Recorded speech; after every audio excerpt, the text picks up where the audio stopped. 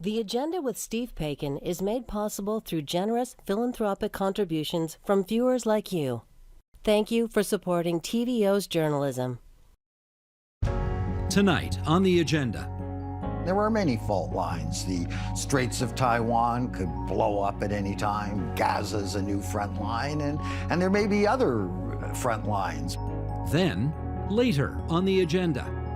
December 27th, 1942 will go down in this town as one of the worst train accidents in Canadian history. Also tonight. Being here feels like you're in a different world from daily city life. You know, having to cross so many roads and parking lots and highways to get here.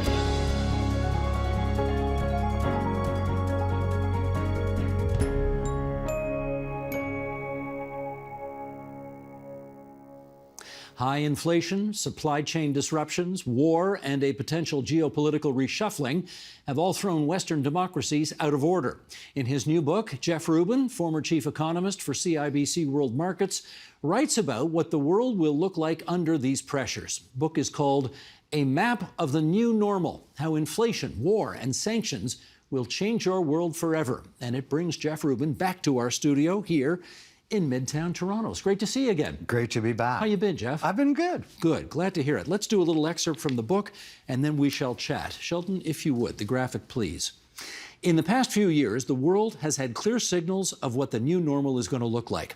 The shift to a new normal is a shift to war. In the past few years, we have seen the conflagration of old frictions escalate into open military conflict. But this has been preceded by other modes of warfare: economic, cyber, diplomatic, and most obviously, informational. Okay, let's start there. How do you know that what you are describing as the new normal is in fact that, as opposed to sort of a short-term burst of misery which we're going through right now? Well, I think it's important to differentiate between cause and effect. I mean, the war in Ukraine, for example, which was the original catalyst for this, may well be over. I mean, pending the election results, it could be over in 6 months.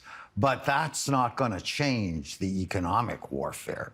It's not exactly like sanctions are going to be dropped against Russia or China.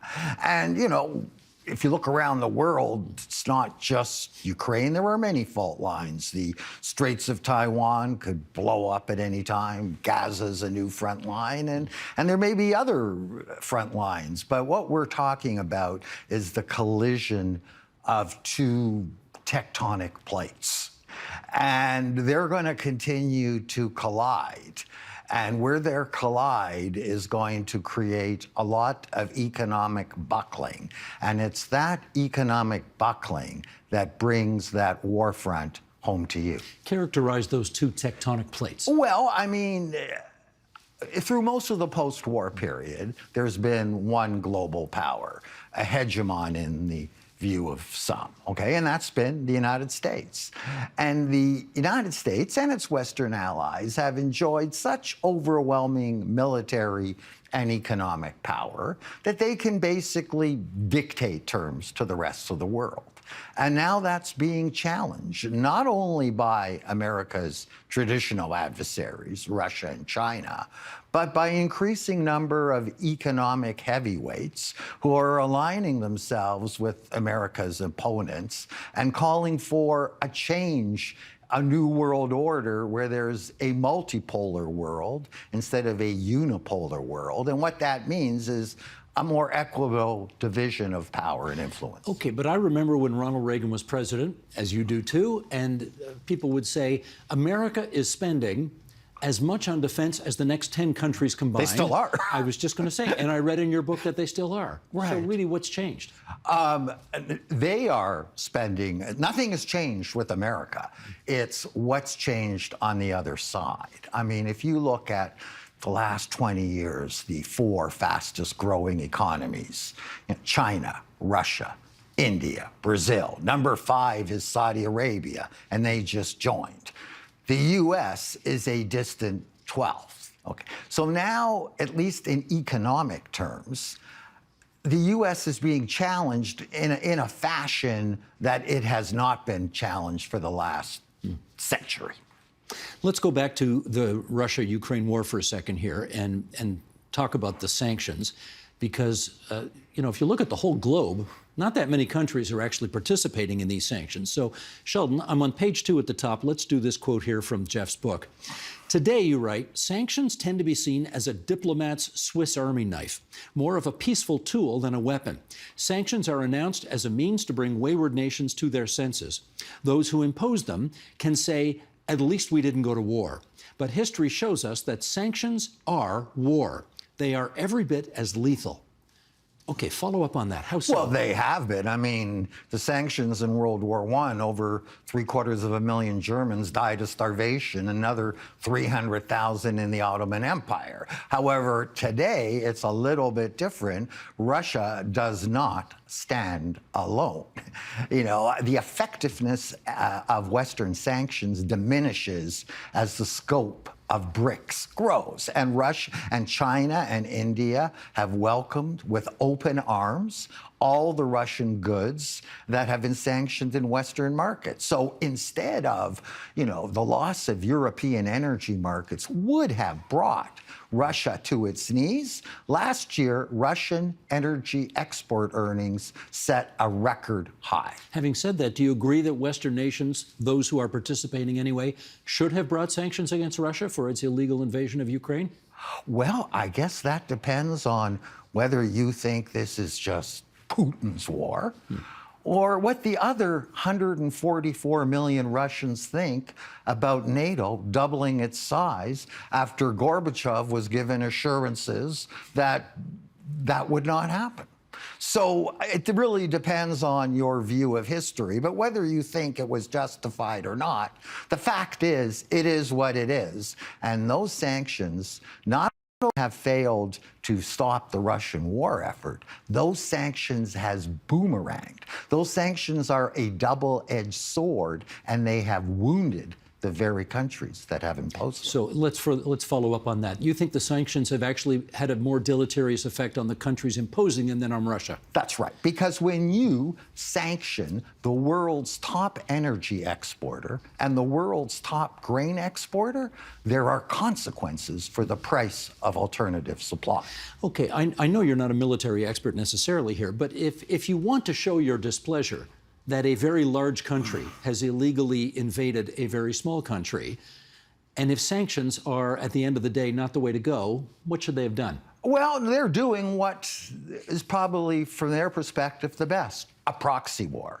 Because in a proxy war, your men and women don't come back in body bags. And that has a huge difference on public acceptance of the war. They're using Ukrainian troops as fodder, and as I say, that's preferable to American troops. But, is that really that sustainable? I mean, that war could be over in 6 months, but what I'm saying is the sanctions stay. The military conflict may be over. The economic warfare is just beginning, and we saw that with President Biden announcing new measures of economic warfare against China with crippling tariffs.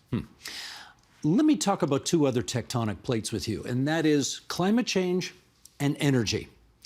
Which one, in your view, should take precedence right now in terms of government action? Well, it doesn't matter which one, in my view, should take precedence. What matters is what has taken precedence. And I would say, next to energy prices themselves, our efforts to mitigate climate change have been a principal casualty of the sanctions war. Because whether we're talking about the coal renaissance in Germany, or whether we're talking about kiss zero emissions vehicle targets goodbye because those electric batteries made in China now have 100% tariff, what we found is that economic security has superseded our concerns of the environment. When people question, as they did in Germany, whether the power will come on when they flip the switch or whether they'll be able to heat their homes in the winter, the environment quickly takes a back seat. What's your view on whether Germany and or Japan should have foregone nuclear power? The time that they've just lost 55% of their energy from Russian gas supply, I think it's ridiculous. I think it's because the alternative, Steve, to closing down that nuclear power wasn't windmills or solar power. It was reopening mothballed coal plants. And it's not just Germany. In the UK, for the first time in 30 years, the British government has given a permit for a new coal mine to be developed because they're anticipating a very strong future demand for coal as a power source. Do you understand this reticence by some governments to get into the nuclear power business? Oh, I understand it very readily, and it has been cost. But let me just point out that who is the biggest builder of nuclear power plants by a country mile? Russia. And they're building them in the developing world. So the point I'm trying to make is, Steve, if we're concerned about BRICS power that they have over fossil fuels, BRICS meaning Brazil, Russia, India, and China, Saudi Arabia, Iran, and the lineup goes around the block of countries wanting to join, including Mexico. Okay, if we're worried, about that, just think of how much more control those countries will have if, in fact, we do decarbonize our economy. Where are all those electric batteries made? Where are the rare earth elements that go into making all of these semiconductors come from? And so we're going to have to choose. Right now, President Biden is perfectly willing to sacrifice his environmental goals in the name of economic warfare. As the consequences of climate change become more extreme over time, the question will be, will future administrations in Washington make the same choice? Throughout your life and my life, the West has unambiguously been the economic powerhouse of the world, leading the economic order, if you like. Do you see us inexorably now coming to a time where the West is fading and Asia is rising? Absolutely. Absolutely. I mean, on purchasing power parity, China's probably already bigger than the U.S., but even measured in U.S. dollars, within this decade, China will have a larger economy. Now, here's the question you got to ask yourself. The Chinese and American economies are roughly equal, but U.S. defense spending is 4 times as much. Who do you think in the future will have more room to ramp up their military spending? Well, China will have more room because the U.S. is already pretty much at the top of its game. The U.S. spends on defense more than the entire GDP of Africa. Is that done to preserve world democracy, or are there other forces at play? We had an interview with a guy named Parag Khanna, and I think he was in Singapore at the time. He's a big thinker, and he had, on the notion of Asia as the new rising powerhouse of the world, he had this to say. Sheldon, if you would. There's, again, a literal answer and maybe an intellectual answer. The literal answer to what or who is the future of humanity is Asians, because the majority of the human population is Asians who live in Asia, about 5 billion of them.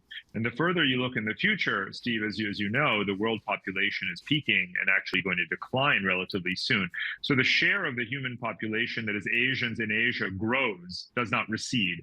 So we can be philosophical, and I enjoy that very much. However, the literal answer to the question, who is the future of humanity, is Asians. He's an interesting guy to ask that question, too, because he's born in India but educated in the United States and the United Kingdom. So he has this very, very global view of that question. And I guess my follow-up question for you is, the scenario as he plays it, is that something we ought to necessarily fear? Well, first of all, I don't think it's just Asians, okay? I think it's BRICS and all the countries that want to join BRICS. And they will have not just over half of the world's population. They will have GDP much greater than that of the G7. They will control almost half of world oil reserves and over 2/3 of natural gas reserves. So they are a force to contend with. Whether we should fear that or not, we should see the world as it is, because right now it's difficult to see things through the fog of war. But, I think we'll recognize that there'll be pros and cons. And you say, well, what are the pros? Well, as we replace offshoring with friendshoring, we're going to discover that jobs that we thought were gone forever, those high-paying manufacturing jobs that hollowed out the middle class, guess what? They're coming back. And, wages are growing at 6% now in the U.S. because you just can't close the factory and send the production back to China. Now, the other side of that is that everything that we make here that we used to get there is going to cost us a multiple of what we used to pay. And we're going to have to get used to it because for generations, we've lived off the avails of cheap Chinese labor and probably everything that we consume pretty well. That's not consistent with the new world of friendshoring. If friendshoring is the way and offshoring is no longer the way, is that a world we should prefer?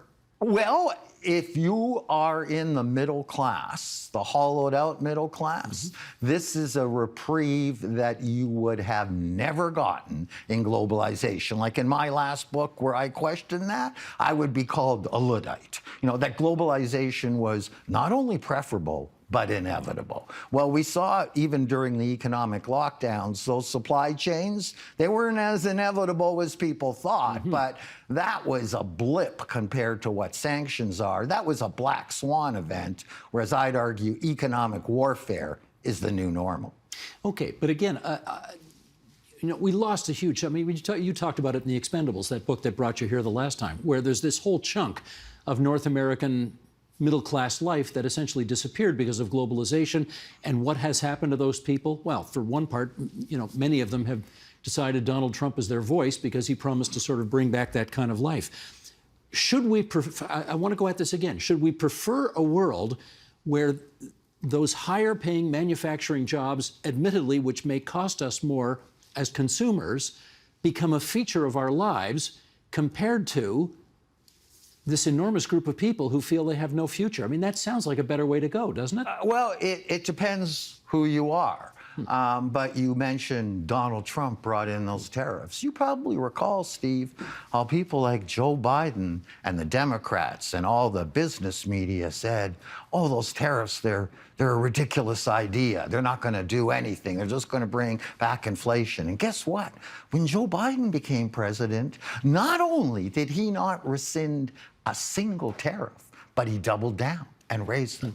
So all the goalposts have moved when our concept of normal changes. Yeah, we had a nice little sparky conversation about this last time. My hunch is, and again, I don't know, my hunch is people had fewer problems with Donald Trump's policies and more problems with the fact that he's a disgraceful horse's ass. That's a separate. I'm interested in the policies, and I'm just pointing out the inconvenient truth that the policies that were once so condemned have been adopted. And in today's world, I don't think it's going to matter whether Donald Trump or Biden wins the election. I mean, it might matter for Ukraine, but sanctions and tariffs, they're here to stay in either outcome. Okay, so let me ask you, if Trump, there's a lot of handicapping going on now for what's going to go down in November. If Donald Trump wins the election in November, what do you think changes in terms of America's relationship with China? Nothing. A lot might change with what happens in Ukraine and maybe even in Estonia, Lithuania, Latvia, and NATO may be reconsidered. But in terms of the conflict between China and the United States, nothing will change because that conflict isn't about Taiwan. That conflict is basically Game of Thrones, the pursuit of global power. Well, okay, let's go with that. Conflict, you call it a conflict. Like right now, there's no shooting going on between China and the United States right now, and that's a good thing. Are you comfortable calling it a conflict as opposed to a rivalry, which may be more accurately the way to describe it? No, I would say, Steve, that a rivalry was the old world order. And after all, it was Bill Clinton who wanted China to be admitted to the WTO. Yeah. Okay, this is not rivalry, this is warfare. Okay? When you sanction, by that I mean you close your market to the goods of the other country, and of course the other country reciprocates. That's war by any other name. It's by any other means. You added that important caveat at the end, because it's not war. Nobody's being shot. No, but it's a war that comes home to you.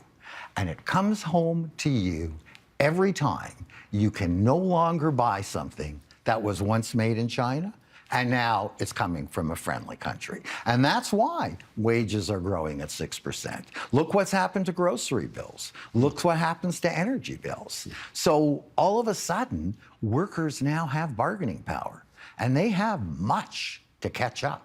And they're catching up in a hurry. And what's interesting is that we haven't seen a level of strike activity in decades. And despite that, unions are enjoying one of their greatest levels of popularity with the general public than they have in years. 6-7% inflation will do that to you, won't it? It'll do it. Yeah. All right, if you say there's not going to be much in American policy vis-a-vis China, regardless of who is the president, they're both going to go for tariffs. They're both going to go for a more muscular strategy as it relates to China. Is there an alternative approach that you think could deliver more benefits? Remember I said that sanctions are a double-edged sword? Mm-hmm. Well, I'll give you an example. Confiscating the Russian central bank's foreign reserves has brought to an end the 50-year reign of the petrodollar. Similarly, there are other things at stake. At stake is whether the US dollar will continue to be the unrivaled reserve currency of the world, which bestows enormous benefits to the US economy and the US taxpayer, or whether perhaps the People's Bank of China, with the largest foreign reserves in the world, noticed what happened to the Russian central banks. There's no way a central bank can hedge that risk of all of a sudden Washington confiscating the dollar assets, except in one way: don't hold dollar assets in your foreign reserves. And if they sold off those assets, then all of a sudden the dollar wouldn't be the single reserve currency of the world. You know, in the 19th century, the largest capital exporter was the UK. The pound was the reserve currency. In the 20th century, it was the US, which was the largest capital exporter, and the dollar was the reserve currency. Guess who the largest capital exporter today is? China. I want to go back to Russia for a second here. The Russian economy, I think, is about the size of Texas, right? This is not... Oh, I beg to differ. Again, Steve, the fog of war. The Russian economy, on a purchasing power parity basis, just exceeded the size of Germany.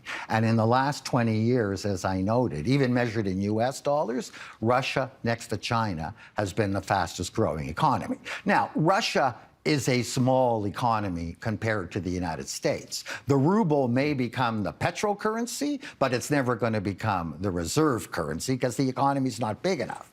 The Chinese economy, that's a different story. No, for sure. But again, back to Russia, do you think the Russians can throw their weight around internationally, given that, okay, depending on how you want to measure it, and I've heard this expression before, and so have you, Russia's an oversized gas station, essentially, that is an economy the size of Texas. Guess who said that? Remind me. It was John McCain. And you know, he's always been a Cold War warrior, so that doesn't really surprise me.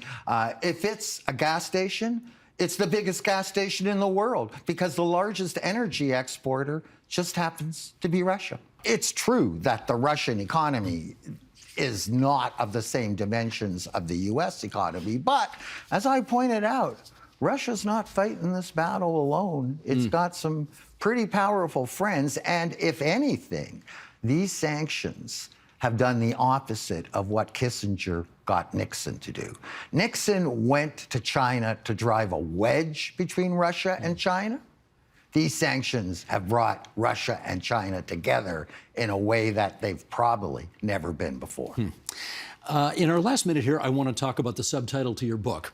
I know you got to sell books, and I know provocative titles are where it's at, but your subtitle is How Inflation, War, and Sanctions Will Change Your World Forever. Jeff, forever is a is a long time. It's a long time. But I guess what we're trying to convey here is that this is not an ephemeral black swan event. This is an enduring thing. You're absolutely right. In the eternity of time, there is no forever. But again, this isn't to differentiate it with the pandemic, which was traumatic, but fleeting. This will not be fleeting. Well, you always give us a heck of a lot to think about when you write your books. Thanks very and much. This is number 5 for you? That's right. So maybe in a couple of years, I'll write another one and I'll come back on the show. We would be delighted to see you then. A map of the new normal, says Jeff Rubin. How inflation, war, and sanctions will change your world. Maybe not forever, but for a heck of a long time. Anyway, thanks, Jeff. Good to see you. My pleasure. Again. Take care.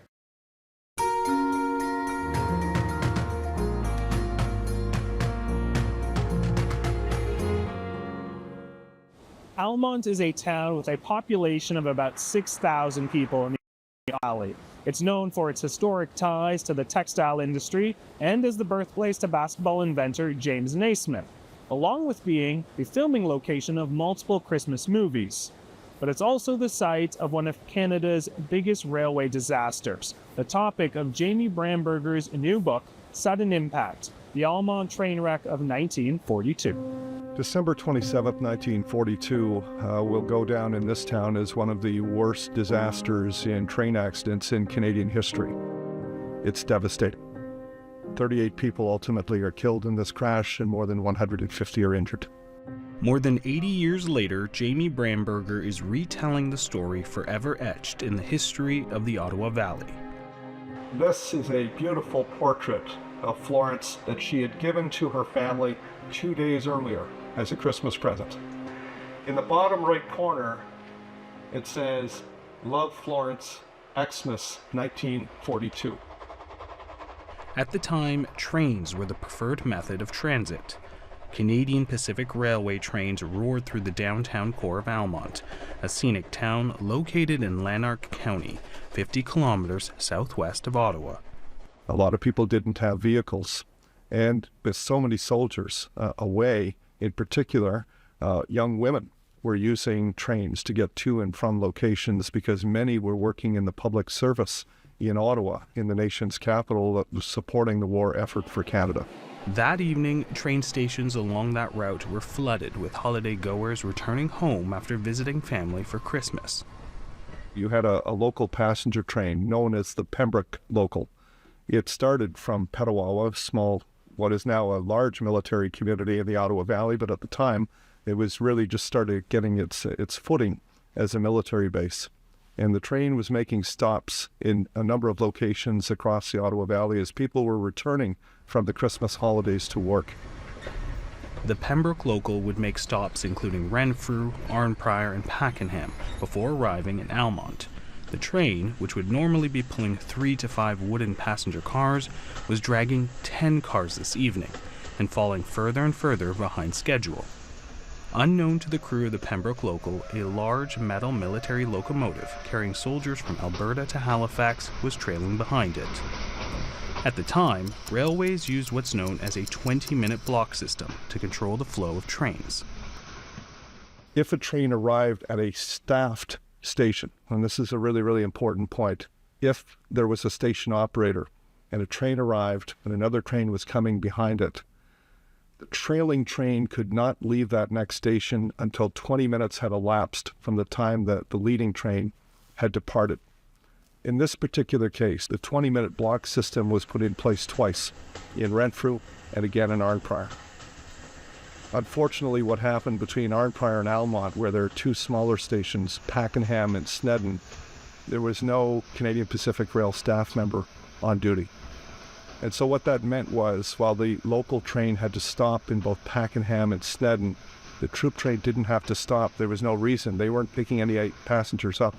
And so they just continued to move forward.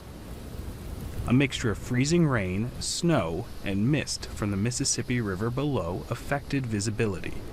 Poor winter weather played a factor, but an inexperienced engineer was another. The engineer of the troop train had come on duty with a new crew in Chalk River, which is, the train had originated, the troop train, from Western Canada, but a new crew came on board, a new locomotive at Chalk River. By his own words, when he was asked for his statement following the crash, Lauren Richardson, who was the engineer, said, I didn't have a lot of experience driving this powerful of a locomotive. As the troop train made the bend into Almonte, its speed dropped to 40 kilometers an hour. And according to the train's fireman, the Almonte station's train order signal was green, suggesting all was clear. By the time the engineer sees the train in front of him, he can't stop. He applies his emergency brakes, and the collision is sudden. The last two coaches are destroyed. They are blown into matchsticks, smithereens. There's nothing left of them.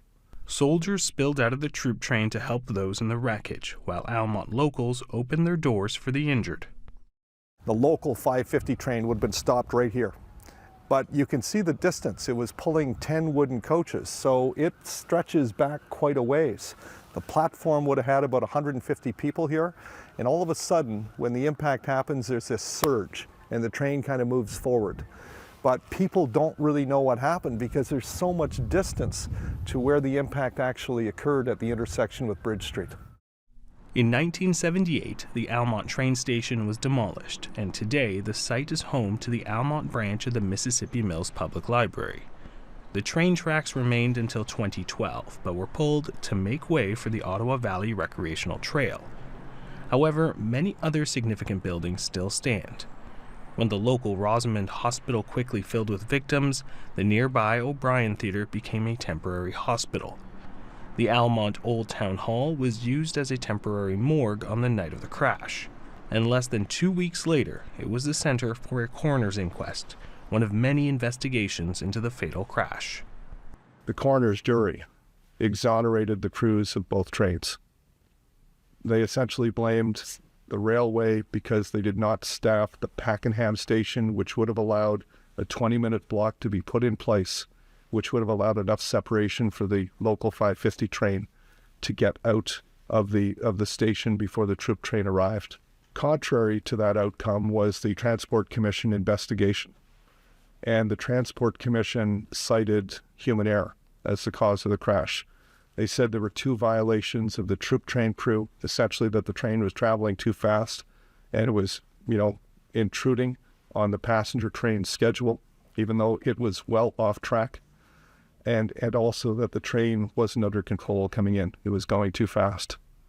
But they also said that the local passenger train had a responsibility to light flares when they knew they weren't keeping their schedule. So two separate outcomes from a coroner's jury and from a Transport Commission investigation. And ultimately, the Ontario government and the coroners and the inquest and also the OPP investigation didn't lay any criminal charges. The Pembroke local had left the village of Petawawa. Bramberger's book not only examines the many factors that led to the crash, but also the people who were involved, including the military train's conductor, John Howard. On that night, John Howard is at the back of the train in what many people call the caboose or the van in those days. And he's ultimately in charge. So as this troop train is progressing down the Ottawa Valley and making these stops, he's having conversations with its engineer who is at the front of the train and ultimately driving it. And he's using things like skin and eye.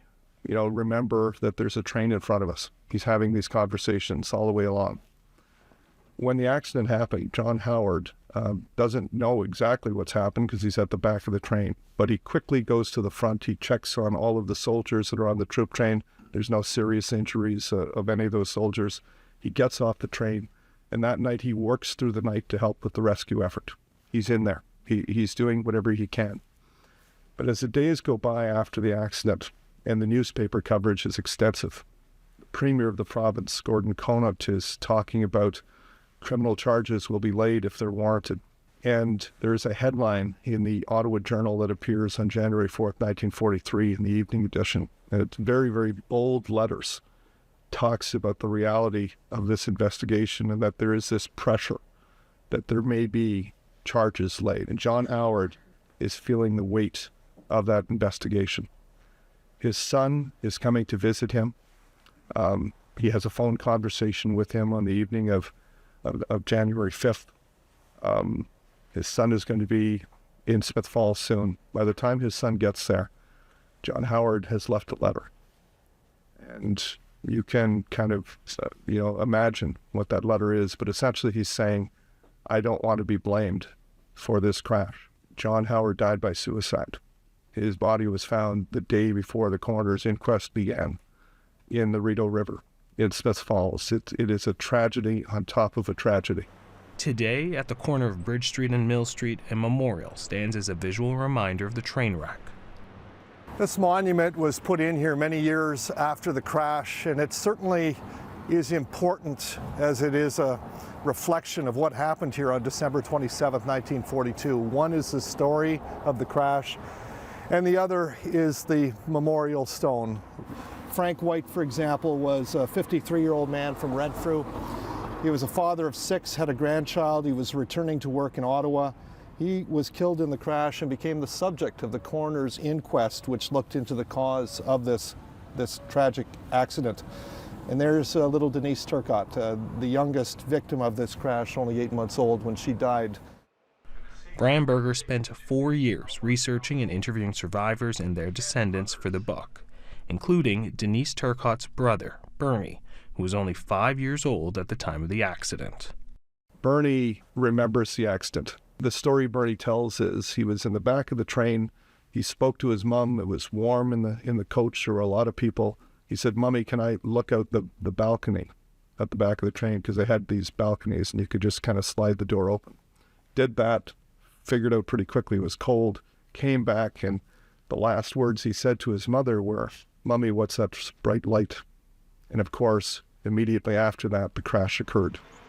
According to Bramberger, the number of living people who were a part of the Almonte train accident is dwindling, and while no one from Almonte was severely injured or killed in the crash, the town's response to one of Canada's worst train accidents will be forever remembered.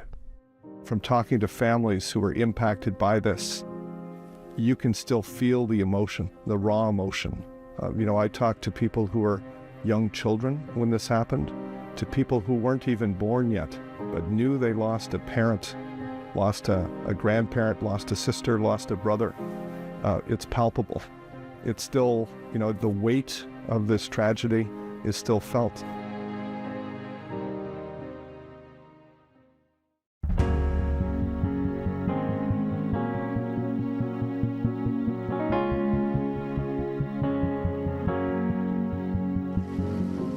Being here feels like you're in a different world from daily city life. Having to cross so many roads and parking lots and highways to get here. Land stewardship and the desire to connect with nature has grown exponentially since COVID. For many people, their local park is the closest they're ever going to come to the wilderness. There are several land steward organizations and groups in Ontario. Today I met up with 2, Don't Mess with the Dawn and Toronto Nature Stewards, who work in partnership with the University of Toronto Daniels Forestry. Toronto Nature Stewards have an agreement with the City of Toronto Urban Forestry, stewarding 42 sites throughout Toronto to conduct community-based ecological restoration. They are entirely privately funded. Sometimes with the bigger ones, it's good to work in pairs because you have to lean the buckthorn over, you grab it, and again, sometimes you have to sever the roots with loppers. Pair up with somebody who's done it before. It actually is an amazing machine. These cost about $200. We have about 30 of them. Nice. Great job. This is a jack in the pulpit, and I've never seen one in Toronto, ever. And to see one here, like adjacent to a parking lot in Sunnybrook, is just remarkable. When you clear all the buckthorn, all the stuff that was asleep for all these decades because urbanization came in and the buckthorn came in, it's all just waiting. Another one. Oh, that's another one. Yeah, that is another one. It is really inspiring coming here and doing work because, seeing the change is so huge. It's like somewhere nearby, like in Toronto, where you can actually do this kind of work. You have like support doing this kind of work, seeing native plants come up, and like it's just so addictive. Right here, these are a spring ephemeral, the mayaples, and this is going to be the most beautiful white little flower. Absolutely gorgeous. All these seeds were here. And once we took the buckthorn out, they had enough light and air that they could come up. There we go. And now we can allow this ash tree to grow undisturbed. There you go. I don't think I've ever seen trilliums like this before. Really? Yesterday I just saw like a 4-stemmed trillium. Yeah. With like, it was one single flower. Toronto boasts 11,000 hectares of natural green space. That's 17% of our land mass. That's a lot. The city forestry, parks and recreation will never have enough money in their budget to take care of it the way they'd like to. So they actually need everyone in Toronto to help keep the parks as beautiful as they can be. Invasive plants often become a strong monoculture, overtaking areas of our forest floor. You know, disturbance is healthy too, because it creates space. It's important we reduce these invasive plants as they weaken the health of the ecosystem, reducing food sources for pollinators, birds, fish, animals, and plants. And I see you're carrying a branch of buckthorn in your hand. I wonder how many people recognize this and how many recognize that how bad or detrimental it is to the environment here in our ravines and parks. You know, in my experience, not too many people will recognize this plant. The average person will not know anything about it. I wonder how we can scale this up, like to have more awareness that people can, drive down the highway or walk in the park and recognize it, that's the one that we shouldn't be, shouldn't have in our cities. Yeah, that's a great question. I think education comes in so many different streams. One of them is, I don't think they sell buckthorn anymore, but a lot of the other invasive plants are still sold in nurseries. Yeah. So a lot of the work that stewards do in removing them, it just takes, one stray plant from a garden to fill up a whole forest, like this goutweed. Yeah. That plant is still supposedly remedy for gout, but actively sold in nurseries. These sites are managed by lead stewards who learn to follow an agreed-upon protocol for ecological restoration. We have some senior Toronto Nature Stewards people here. How many sites do you steward now? 42 sites, and I met Anna just down at Cherry Beach stewarding a site on the weekend. Don't mess with the Dawn predates these guys. We are now entering our 7th year. We do stewardship down in Sun Valley, but we've also removed 300,000 pounds of garbage. We do trail running, mountain biking. We're working on kayaking, and we do sports of all sorts and arts programs. This is Bruce, one of our incredible volunteers. Oh, look at these sedges for seeding. They're so cute. There are many aggressive invasive species that do not contribute to the ecological function of our urban forests. Garlic mustard. It was introduced as a cash crop because you can actually use it in cooking. It's aggressive and it's non-native, and so it just doesn't let other things grow, and that's generally what we take out for the most part to kind of encourage diversity. One of the top aggressors is knotweed. Did I ever tell you a story about how I discovered Japanese knotweed? No, I didn't hear about that.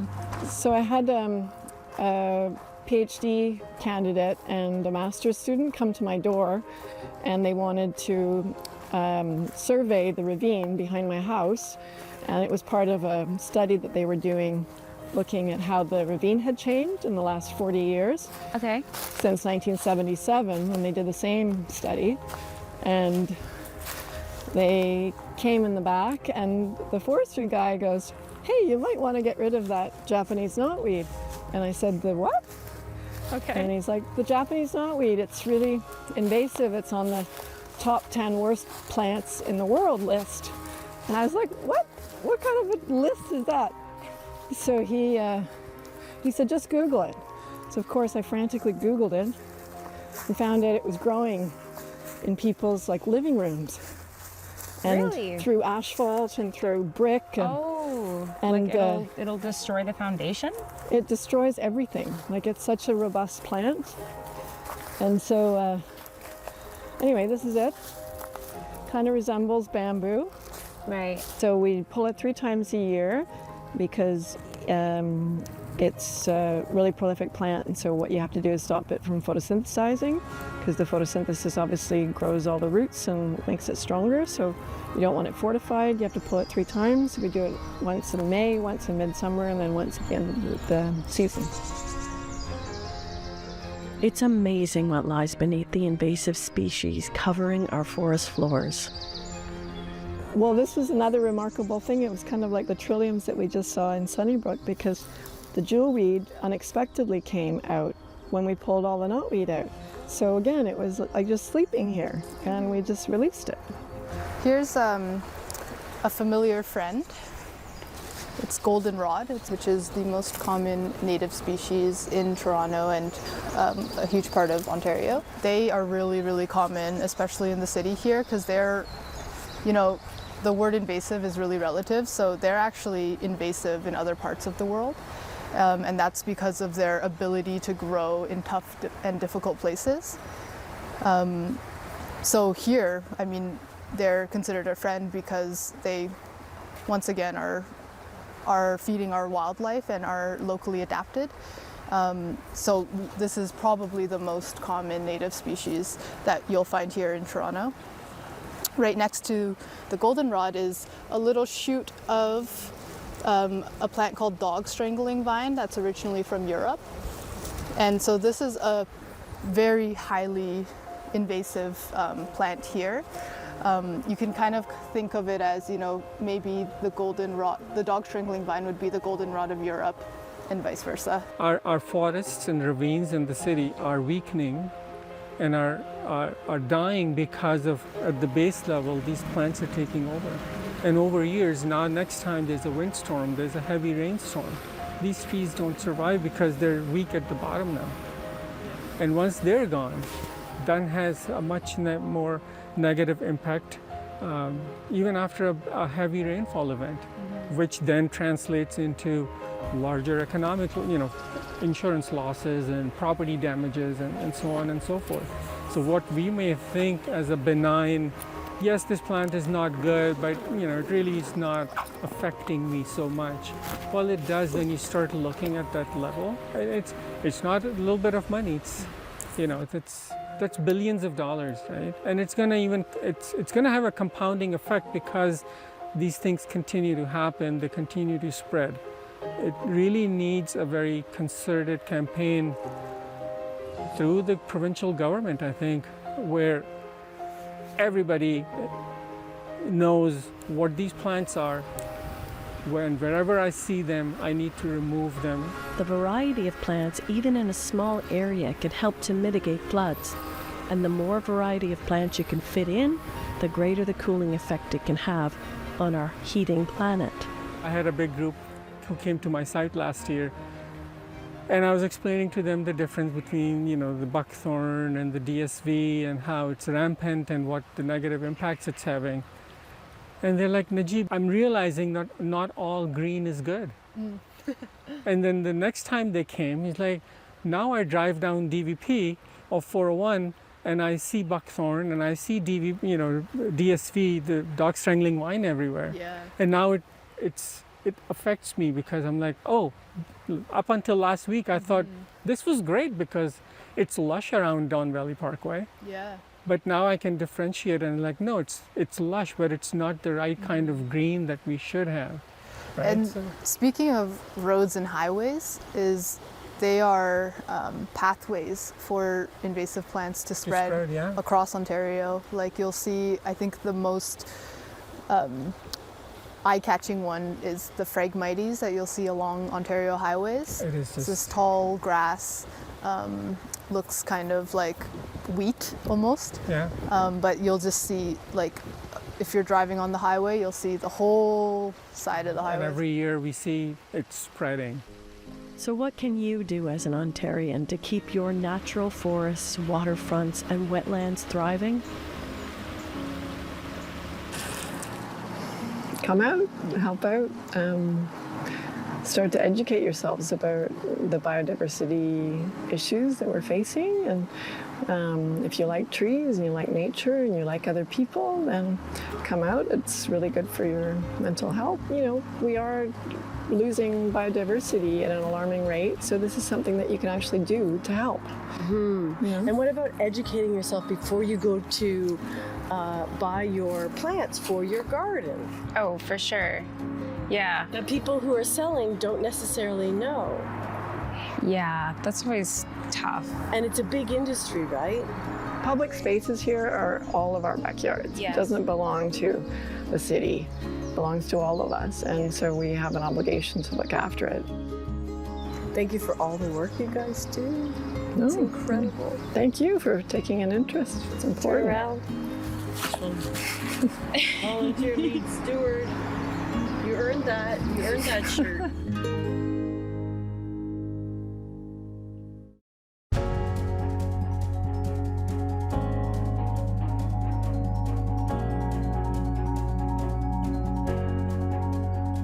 And my great pal Nam Kiwanuka joins us now to talk about what we can expect from the newest season of The Thread. Welcome. Welcome. How do you like that chair?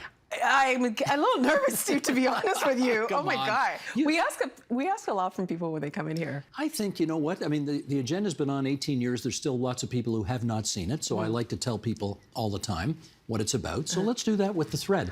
What's the mission of the show? Being in this chair is a little like, lights, camera, action, act natural. So we want to give people, Ontarians, the opportunity to have their voices heard where they are. And sometimes, I know this show does it really well, where we have long discussions, we provide the context. But what we've been doing with The Thread is going into people's environments and spending time with them, allowing the story to breathe, and also trying to find the people who have the solutions. Right now, it doesn't matter where you are in the province, people are struggling, but there are a lot of people here trying to make the province better for their neighbors, and that's what we hope to present on season 3 of The Thread. So it's out there, not in here. Exactly, That's the big thing. Yeah. Okay. What are you jazzed about for the new season coming up in particular? Really excited about, I'm not excited. Again, I think it's the neighbor part. I think we all feel inundated with problems, but there are a lot of solutions to these problems. And again, there are a lot of there's a lot of people working hard to make things better for other people. For example, I'm thinking, we did an episode on dementia.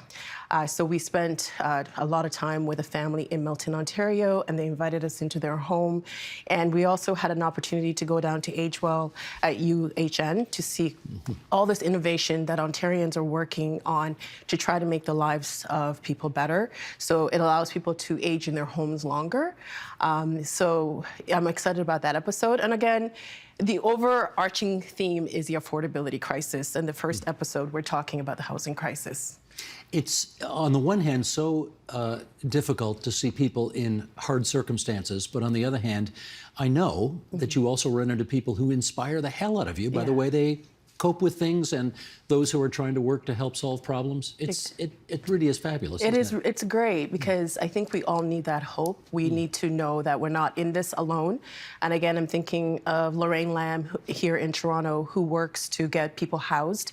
You know, last summer when the situation we had in Toronto where refugees were on the sidewalk, Lorraine Lamb and some of the people worked to get the federal government to reconsider its policies. You can't invite people into the country and then allow them to be on the sidewalks. Have nowhere for them to stay. Exactly. Yeah. So she's someone in Ontario who's doing that, and she's doing it on her own. I know of a situation, I hope she doesn't get mad at me, but I know of one situation where she actually helped to find a family a home, and she does this on her own. And if people need things, she'll buy it out of her own. And she's not flush with money.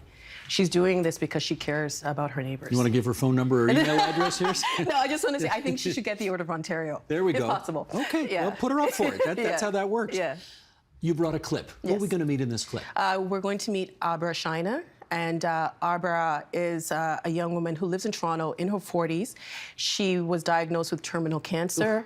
And then I believe a year later, she received an eviction notice from her home of almost 25 years. Oh, my goodness. Yes. That's like way too much to deal with all at once in your life. Yeah. Shall we hear from her? Yes. Okay. Sheldon, if you would, let's roll this clip. This is very much my home. It's been my home for a long time. It might kill me to move. When did you find out that you had cancer? I got diagnosed with cancer about 2 years ago. And then it was just over a year ago that we were given an eviction notice. Is there a part of it in maybe the back of your mind where you don't know how much time you have left to do That's all not this in the stuff? back of my mind, that's in the front of my mind. Okay, what does she do now? Well, she continues to fight. She says she wants to stay in. Her whole thing is she's not against paying more rent because she understands that compared to other people in that neighborhood, she has a good deal, but she can't move right now. And she said she spent almost 25 years in that neighborhood. That's where her and her husband run a business together in that neighborhood. And that's where her care is, the hospital. She treatment every day. And she has a little dog called Nugget. And one of the questions I asked her was that she was really upbeat, she was funny, she would crack jokes. And I was like, how are you able to have such good spirits? And she's like, well, what is the choice? Yeah. And the thing that she said that will always stick with me is that she's like, I've lived most of my life here and I want to do my dying here. Ugh. She's how old? In her 40s. Okay, when do people get to watch this? The season 3 premiere is May 29th at 7:30 p.m. on TVO here. And I just want to shout out to the crew, including the crew here, because, TVO is like the little engine that could. And it took a lot of people behind the scenes to make things work. Producers, chase producers, the crew here, and also the fact that I'm not here to do what I'm supposed to do on the agenda. So I appreciate that. So I just want to say thank you to everybody working behind the scenes to make it better. I want to say how great it is to see you again. Yeah. You look fantastic. You sound fantastic. Rock on. Thanks, Steve. Appreciate That's you Nam always. Kiwanuka, who hosts The Thread, Season 3, starting on the 29th of May. Great to see you, Nam.